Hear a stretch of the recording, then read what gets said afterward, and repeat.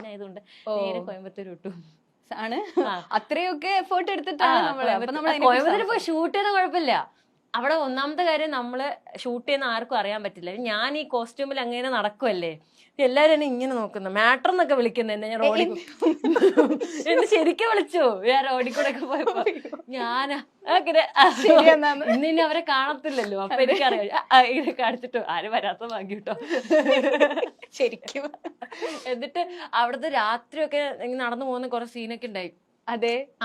അപ്പൊ സംഭവം എന്ന് പറഞ്ഞാൽ ഞങ്ങൾക്ക് കോസ്റ്റ്യൂം മാറ്റാം. ഞങ്ങളെല്ലാം കാറിൽ നിന്ന് ഒരു സാരി ഉടുക്കുന്നു, അടുത്ത സാരി ഭംഗിയായിട്ട് ഉടുക്കണം. എനിക്ക് ഉടുക്കാൻ അറിയത്തില്ല, എങ്ങനെയെങ്കിലും ഉടുത്താൽ മതി. അപ്പൊ സാരി എല്ലാരും പുറത്ത് നിർത്തിട്ട് സാരിയൊക്കെ പെട്ടെന്ന് വണ്ടിയിൽ നിന്ന് തന്നെ മാറ്റുന്നത്, അടുത്ത സാരി പോകുന്നത്. അങ്ങനെ റോഡിൽ കൂടെ പോകുമ്പോഴൊക്കെ ആദ്യമൊക്കെ കുഴപ്പമില്ലായിരുന്നു. ഞാൻ ഹായ് പോയി. പിന്നെ ഇപ്പൊ രാത്രി ടൈം കഴിയുന്നതനുസരിച്ച് എനിക്ക് കുറച്ച് ഇൻസെക്യൂർ ആവാൻ തുടങ്ങി. കാരണം വേറെ ട്രാൻസ്ജെൻഡേഴ്സ് റോഡിലുണ്ടേ.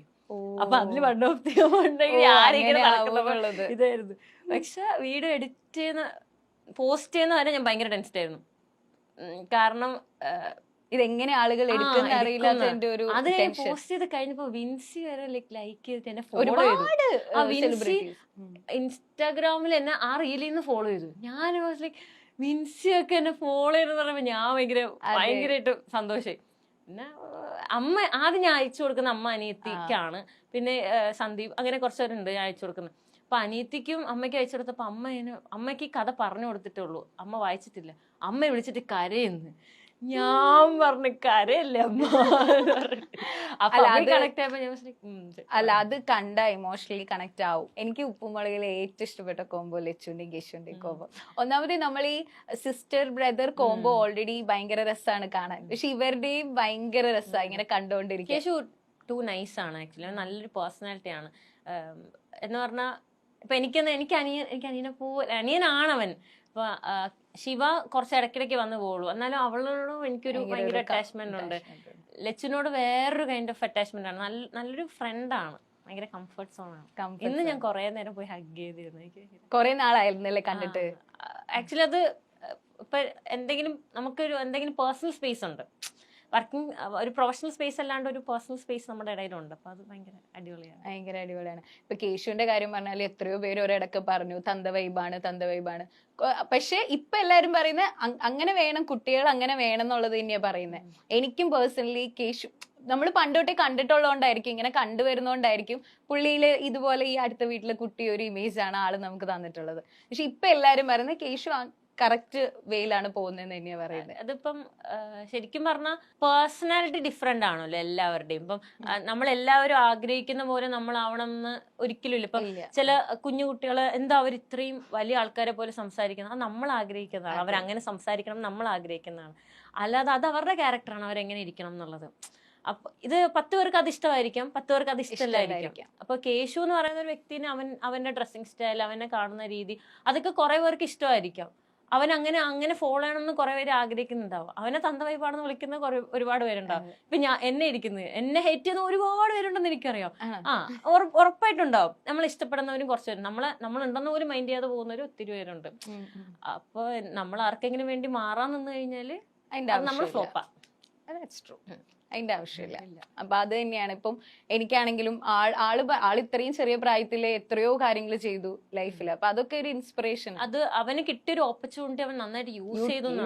ഇപ്പം ചില പിള്ളേർക്ക് അതിനുള്ള ടാലന്റ് ഉണ്ടാവും, അത്രയും ചെറുപ്പത്തിൽ അത് കിട്ടണം എന്നില്ല.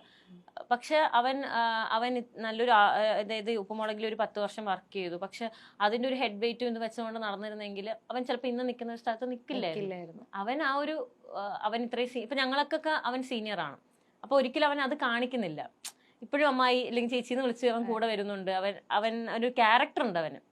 ചില കുട്ടികള് നമ്മളിപ്പോ പോയി കഴിഞ്ഞാലും നമ്മളൊക്കെ സീനിയർ ആണെങ്കിൽ അവരത് കാണിക്കും, പക്ഷെ നമ്മൾ കാണിക്കുന്നില്ല. ക്യാരക്ടറാണ്. ഇപ്പൊ നമുക്ക് ചിലപ്പോ നമ്മൾ വീട്ടിൽ കുറെ ഉണ്ടാക്കി കൊടുത്തിട്ടുണ്ടാവാം, പക്ഷെ ക്യാരക്ടർ ഇല്ലെങ്കിൽ അത് ഭയങ്കര ഇതാവും. അതെ. റീസെന്റ് തെങ്ങി കയറാനൊക്കെ പഠിച്ചല്ലോ. അത് കണ്ടല്ലേ? ഞാൻ കണ്ടായിരുന്നു. അതെന്താ അറിയോ? അതെന്താ? തെങ്ങി കയറണം ഞാൻ കുറെ ദിവസമായിട്ട് വിചാരിച്ചു, ആഗ്രഹിച്ചോണ്ടിരിക്കുകയാണ്.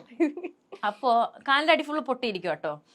തെങ്ങി കയറി ഞാൻ മെഷീൻ വെച്ച് കേറി. അതിന് മുന്നേ ഞാൻ കുറച്ച് അഭ്യാസം അവിടെ കാണിച്ചായിരുന്നു. അതിട്ടില്ല. കാരണം ഇവിടേക്ക് ഇങ്ങനെ ഒരഞ്ഞിട്ട് കുറച്ച് പണിയായി. അച്ഛൻ്റെ അടുത്ത് ഞാൻ എന്ത് ചെയ്യണം പറഞ്ഞ അച്ഛൻ വാ ചെയ്യിപ്പിക്കാം. അച്ഛൻ്റെ നിന്ന് ഒരുപാട് തെറിയിട്ട് ഇന്നലെ. വേറെ ഒരു പണിയില്ല, കൈയും കാലും ഒടിഞ്ഞു കിടക്കുക. നാളെ നിനക്ക് തിരിച്ചു പോകേണ്ടത്, ഒരു ദിവസത്തേക്ക് വീട്ടിൽ പോയതാ.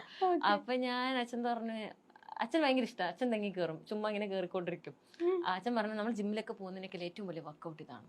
ശരിക്കും ആണ് കേട്ടോ. ഞാൻ ഇന്നലെ ഞാൻ കുറെ പ്രാവശ്യം കയറി ഇറങ്ങി ഇന്നലെ കുറെ. അപ്പൊ ഞാൻ പറഞ്ഞു ജിമ്മിൽ പോകണ്ട, ചുമ്മാ അങ്ങനെ തിരിച്ചിറങ്ങി വന്നപ്പോ ലാസ്റ്റ് കാലിന്റെ അടി നോക്കിയപ്പോ ഫുള്ള് പൊട്ടി.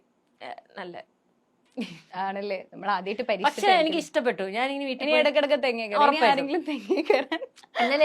ഇൻസ്റ്റാഗ്രാമിൽ കുറെ കമന്റ് വന്നു, കൊച്ചിയിൽ നല്ലൊരു ജോലിയുടെ വാക്കൻസി ഉണ്ട്, ഞങ്ങളെ വീട്ടിലേക്ക് തേങ്ങ ഇടാൻ ആളെ കിട്ടുന്നില്ല എന്നൊക്കെ.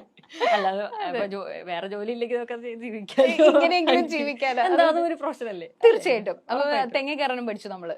അതെ, ഈ ഫീൽഡിൽ വരുന്നതിനേക്കാൾ മുമ്പൊക്കെ ഒരുപാട് പണ്ട് ഒരാൾ ഇടിക്കുകയൊക്കെ ചെയ്തിട്ടുള്ള ആളാണ് അല്ലേ? അത് ഒരു മോശമായിട്ടുള്ള ഒരു അനുഭവം നമുക്ക് നമ്മൾ വരുന്ന സാഹചര്യം ഉണ്ടെങ്കിൽ നമ്മൾ വളർന്നു വരുമ്പോൾ ഒരുപാട് എക്സ്പീരിയൻസ് ഇങ്ങനെ ഉണ്ടാവുമല്ലോ. അച്ഛൻ പണ്ട് പോലെ പറയും, ശരിക്കും നമ്മൾ പേടിക്കുമ്പോഴാണ് നമ്മൾ അറ്റാക്ക് ചെയ്യപ്പെടുന്നത് കൂടുതലും. അപ്പോൾ നമുക്ക് സാറ്റിസ്ഫാക്ഷൻ വരുന്നെങ്കിൽ തിരിച്ച് എന്തെങ്കിലും കൊടുക്കണം.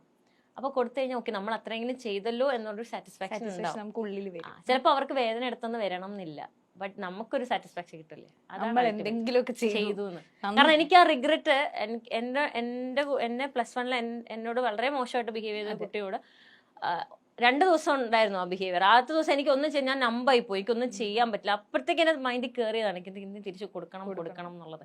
അത് നെക്സ്റ്റ് അവൻ ബാഡായിട്ട് ബിഹേവ് ചെയ്തപ്പോ കൊടുക്കാൻ പറ്റും, അത് കിട്ടാൻ വേണ്ടിട്ടായിരിക്കും. അതെ, അപ്പൊ ഒരു സാറ്റിസ്ഫാക്ഷൻ കിട്ടി. അത് അൾട്ടിമേറ്റ് ആണ്. ഇപ്പൊ അതെ, അത് ഭയങ്കര അൾട്ടിമേറ്റ് ആണ്. കാരണം പണ്ട് ഞാൻ ഒരു ട്രീറ്റ്മെന്റ് എടുക്കാൻ പോയപ്പോ ഒരു കുട്ടിയുടെ അച്ഛനാണ്, അതായത് എന്റെ അതേ ഏജുള്ള ഒരു കുട്ടിയുടെ അച്ഛൻ എന്നോട് മിസ്ബിഹേവ് ചെയ്തു. അപ്പൊ ഞാൻ കൊടുത്തു തിരിച്ച്. ആ സമയത്ത് ഭയങ്കരമായിട്ട് മിസ്ബിഹേവ് ചെയ്തു. അതെനിക്കറിയില്ല, അന്നത്തെ അഡ്രിനൽ റഷിന് ഞാനൊരു 4th സ്റ്റാൻഡേർഡ് ആണെന്ന് തോന്നുന്നു. അന്ന് എനിക്കത് ചെയ്യാൻ പറ്റും. അപ്പൊ അപ്പോഴാണ് ഞാൻ പറയുന്നത്, നമ്മളെ പാരന്റിങ് ഭയങ്കര ഇമ്പോർട്ടന്റ് ആണ്. അന്ന് വീട്ടില് വന്ന് പറയുമ്പോ അവര് അയ്യോ മക്കൾ അങ്ങനെ ചെയ്യരുതെന്ന് പറഞ്ഞു കഴിഞ്ഞാൽ നമ്മള് പേടിച്ചു. പിന്നെ നമുക്ക് പേടിയായിരിക്കും. പിന്നെ അതിനുശേഷം ഒരാൾ മിസ്ബിഹേവ് ചെയ്തപ്പോൾ ഞാൻ അപ്പൊ റിയാക്ട് ചെയ്തിട്ട് അച്ഛനോട് ചെന്ന് പറഞ്ഞു. അച്ഛൻ നല്ല പൊട്ടിച്ചു, വീടിന്റെ അടുത്ത് അവർക്ക് നല്ല പൊട്ടിച്ചു. അപ്പൊ ഒരു സാറ്റിസ്ഫാക്ഷൻ. അതൊക്കെ കണ്ടു വളരുമ്പോൾ നമ്മൾ എന്തായാലും കൊടുക്കാനുള്ള ഒരു ഇത് വരുമല്ലോ. ഇപ്പോഴും അത് ഭയങ്കര ഇമ്പോർട്ടന്റ് ആണ്. ഇവൻ ഈ ഒരു ഫീൽഡിൽ ആണെങ്കിലും അല്ലെങ്കിലും, ഈ ഫീൽഡിൽ മാത്രമല്ല മൊത്തത്തില് അത് വളരെ ഇമ്പോർട്ടന്റ്.